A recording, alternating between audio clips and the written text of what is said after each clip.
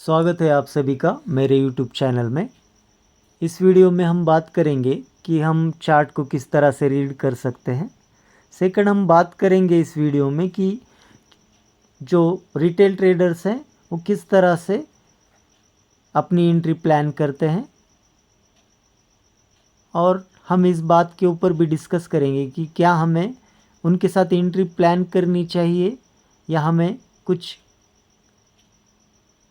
अलग entry plan करनी चाहिए, ताकि हमारे जो स्टॉप लॉस हैं उनके साथ ट्रिगर ना हो और हमें नुकसान ना उठाना पड़े। और हम इस पर भी बात करेंगे कि जो ट्रेडर्स हैं उनकी साइकोलॉजी किस तरह से वर्क करती है। ठीक है, तो इस चार्ट को हम सिंपल समझने की कोशिश करते हैं। आपको डाउन साइड में नज़र आएगा कि डब्ल्यू पैटर्न क्रिएट हो चुका है। उसके बाद जो बाइंग साइड की एंट्री है डब्ल्यू पैटर्न की, वो ट्रिगर हो चुके हैं। आप इसे समझ सकते हो कि जब बाइंग साइड की एंट्री ट्रिगर हो चुकी है तो बायर्स की एंट्री हो चुकी है। उसके बाद जो ईटीएच ने हाई क्रिएट किया, उस हाई के बाद आप अगर इस चार्ट को प्रॉपरली समझ रहे हो तो एम पैटर्न की भी एंट्री हो चुकी है।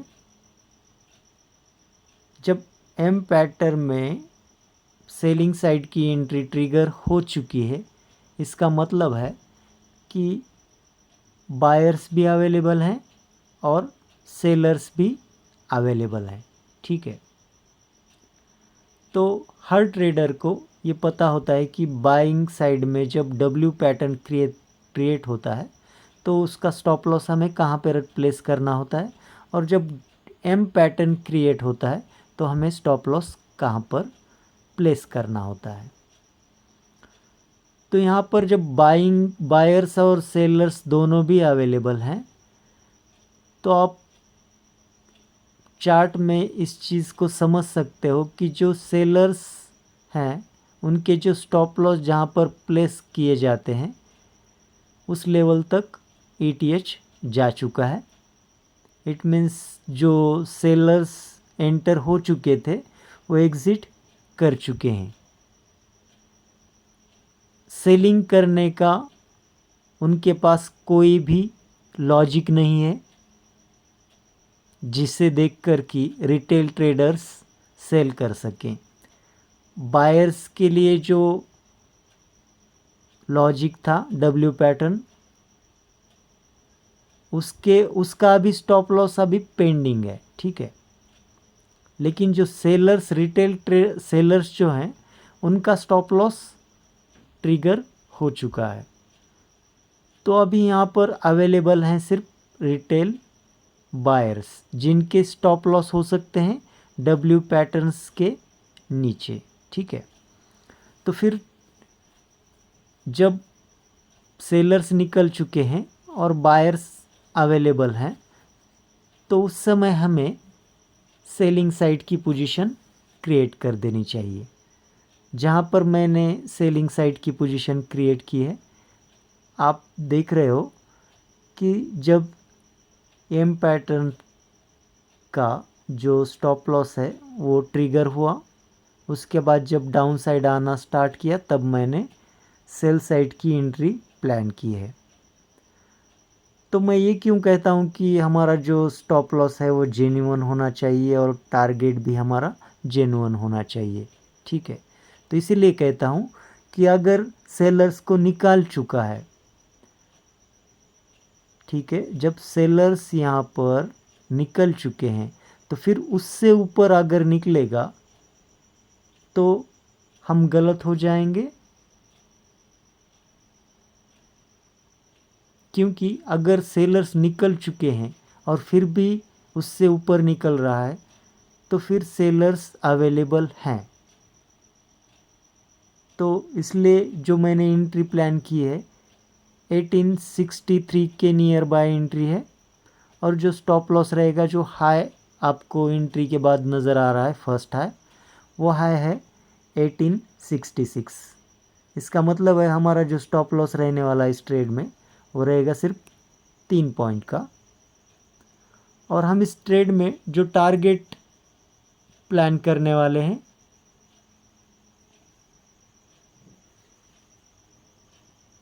वो टारगेट रहेगा 1852 का लो जो है वो ब्रेक होने पर, क्योंकि वहीं पर रहेंगे जो रिटेल बायर्स हैं जो डब्ल्यू पैटर्न को देखकर बाइंग साइड की एंट्री बना चुके हैं, उनके स्टॉप लॉस वहाँ तक रहेंगे।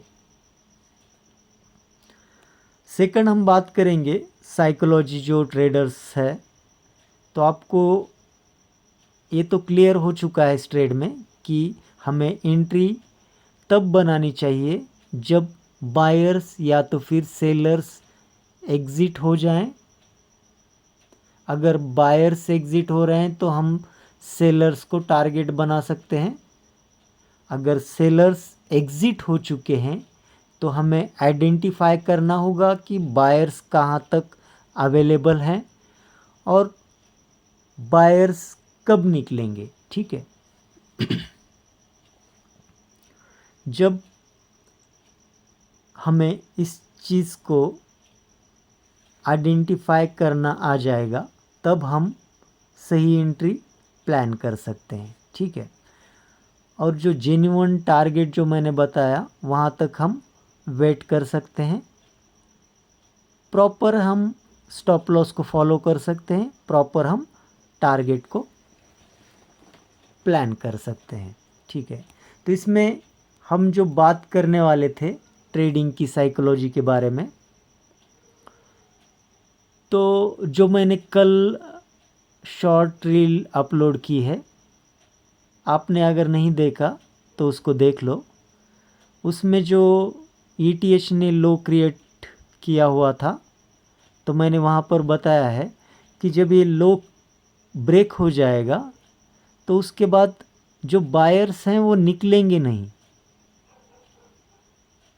और अब जो इस ट्रेड में मैं बता रहा हूँ कि जब हमारा जो टारगेट है 1852 लो ब्रेक हो जाएगा तो हम पोजीशन को निकाल देंगे। तो दोनों में डिफरेंस क्या है? अगर लो ब्रेक हो रहा है फिर भी हम नीचे वाले लो के लिए क्यों प्लान नहीं कर सकते?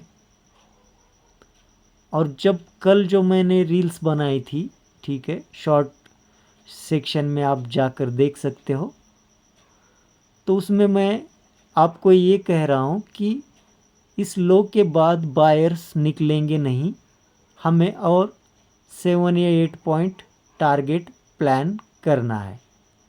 तो इसके पीछे रीज़न क्या है और साइकोलॉजी किस तरह से वर्क कर रही है वो मैं आपको बताता हूँ।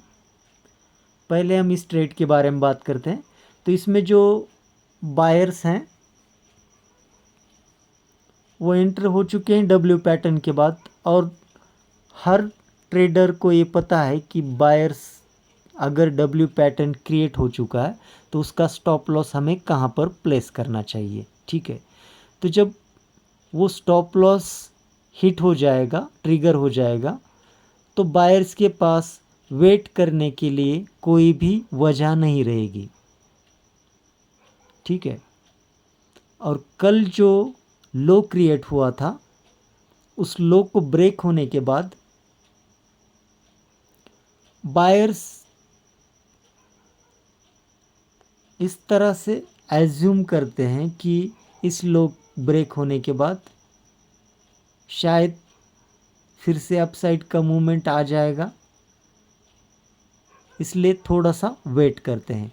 और आपने कल के वीडियो में देखा ही होगा कि जो डाउनफॉल आया वो बहुत ही फास्ट था, हेवी सेलिंग थी।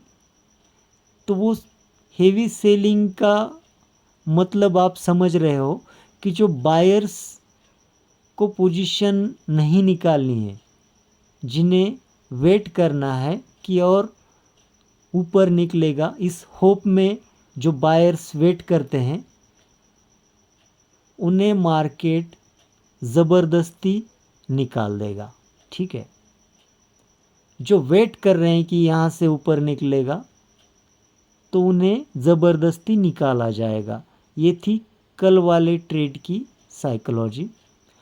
आज जो बायर्स हैं उनकी साइकोलॉजी ऐसी है कि अगर डब्ल्यू पैटर्न का स्टॉप लॉस ट्रिगर हो चुका है तो वेट करने का कोई भी रीज़न नहीं बनता, ठीक है। इस तरह से हम ट्रेडिंग में साइकोलॉजी को समझ सकते हैं। अगर इन चीज़ों को आप समझ लेते हो तो आपके लिए ट्रेडिंग करना थोड़ा सा आसान हो जाएगा। अगर आप बायर्स और सेलर्स की पोजीशन को आइडेंटिफाई नहीं कर पा रहे हो, ठीक है, आप आइडेंटिफाई नहीं कर पा रहे हो उनके स्टॉप लॉस कहाँ तक हो सकते हैं, तो फिर आप ट्रेडिंग में परेशान हो सकते हो। और आपको जब स्टॉप लॉस कहाँ तक प्लेस हो सकते हैं इसका कोई भी अंदाज़ा नहीं है तो आप टारगेट भी प्लान नहीं कर सकते, ठीक है। इसीलिए ज़्यादातर ट्रेडर्स प्रॉफिटेबल नहीं बन पाते, ठीक है। यहाँ तक आप बातें क्लियर हो चुकी हैं। तो अब जो ट्रेड आपकी स्क्रीन के ऊपर आपको नज़र आ रहा है तो इसमें जो टारगेट है उससे पहले जो ट्रेडर्स हैं, अगर किसी ने सेलिंग साइड की पोजीशन जहाँ पे मैंने क्रिएट की है वहाँ से अगर कोई ट्रेडर क्रिएट भी कर देता है, ठीक है, तो इसके बाद जो कैंडल्स आपको नज़र आएंगी ग्रीन, तो उसमें उस ट्रेडर को डर लगेगा क्योंकि ठीक ठाक प्रॉफिट चलने के बाद जब प्रॉफिट कम होता है, ठीक है, तो तब डर लगना शुरू हो जाता है। जो रिटेल ट्रेडर्स होते हैं जिन्हें की एक्सपीरियंस नहीं है उन्हें डर लगना शुरू हो जाता है, ठीक है। वो वेट ही नहीं कर पाते, जो टारगेट है अपना वहाँ तक वेट ही नहीं कर पाते, लेकिन स्टॉप लॉस में वो वेट करेंगे। जब उनका स्टॉप लॉस ट्रिगर हो जाएगा उसके बाद भी वो थोड़ा सा और वेट करते हैं, लेकिन टारगेट के लिए वो वेट नहीं करते। उन्हें लगता है कि यहाँ से ग्रीन कैंडल बन जाएगी और जो प्रॉफिट चल रहा है वो पूरा कम हो जाएगा या तो फिर हमारा स्टॉप लॉस हिट हो जाएगा। जैसे कि अभी आप देख ही रहे हो कि ग्रीन कैंडल्स कुछ बन भी रहे हैं, ठीक है। तो इस समय जब आप ट्रेड को लेकर प्रॉपर एनालाइज कर चुके हो कि यहाँ पर बायर्स अवेलेबल हैं और सेलर्स को निकाला जा चुका है, तो फिर क्यों डरना है?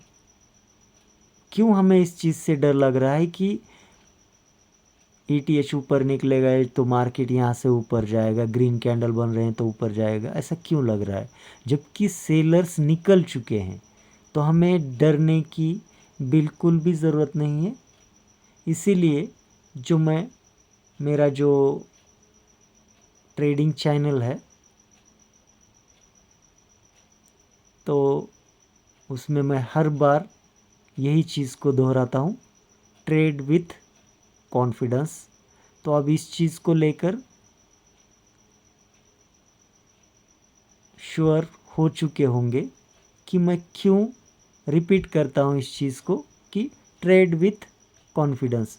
जब तक आपको कॉन्फिडेंस नहीं है इस चीज़ का जो आप ट्रेड कर रहे हो, उस ट्रेड में अगर आपका कॉन्फिडेंस नहीं है तो आपको डर लगेगा। आपकी पोजीशन साइज़ अगर आपके लिमिट के अकॉर्डिंग नहीं है तो आपको डर लगेगा, ठीक है। तो अगर आपको ट्रेड में कॉन्फिडेंस ही नहीं बन रहा तो फिर एंट्री ही क्यों प्लान कर रहे हो आप? आपको अगर सेलिंग साइड में डर लग रहा है, आपको लगता है कि अपना टारगेट नहीं अचीव होगा, तो फिर आपने एंट्री ही क्यों बनाई? एंट्री इसलिए बनाई क्योंकि बायर्स के स्टॉप लॉस जो डब्ल्यू पैटर्न है उसके नीचे हो सकते हैं, इसीलिए आपने एंट्री बनाई है। तो फिर आप ग्रीन कैंडल को देखकर अगर डर रहे हो तो फिर आप ट्रेड ही नहीं कर पाओगे, ठीक है। ऐसे नहीं कि इस ट्रेड में स्टॉप लॉस मेरा हिट नहीं होगा। हाँ, अगर स्टॉप लॉस हिट होता है तो जो मैंने इस चार्ट को देखकर एनालाइज किया, ठीक है, वो एनालाइज जो मैंने किया वो गलत था, इसको मान लेना होगा और मुझे पोजीशन को एग्ज़िट करना होगा अपने स्टॉप लॉस को लेकर। जो भी लॉस होगा उसको एक्सेप्ट करना होगा। सेकंड, जब टारगेट अपना हिट हो रहा है तो फिर टारगेट हिट होने पर और थोड़ा सा प्रॉफिट के लालच में वेट करना, ये भी तो गलत है। अगर हमारा टारगेट जो हमने डिसाइड किया था वो अचीव हो चुका है, जब बायर्स एग्ज़िट हो चुके हैं, तो हमें भी पोजीशन को निकाल देना चाहिए, ना कि हमें और लालच करते हुए अगले टारगेट के लिए प्लान करना है। हाँ, आप वेट कर सकते हो।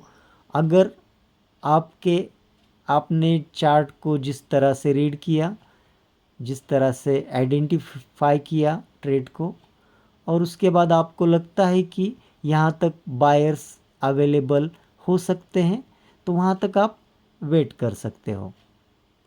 अगर आप लोगों को जो मैं बातें समझा रहा हूँ वो आप समझ पा रहे हो तो कमेंट में लिख सकते हो।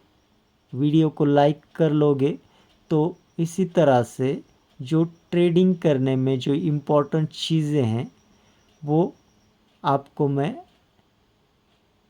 ट्रेड एग्जीक्यूशन के साथ प्रोवाइड करता रहूँगा। अगर मोटिवेशन ही नहीं मिलेगा तो फिर मैं इस तरह से ज़्यादा वीडियो नहीं बना पाऊँगा, ठीक है। तो वेट करते हैं हम इस टारगेट का।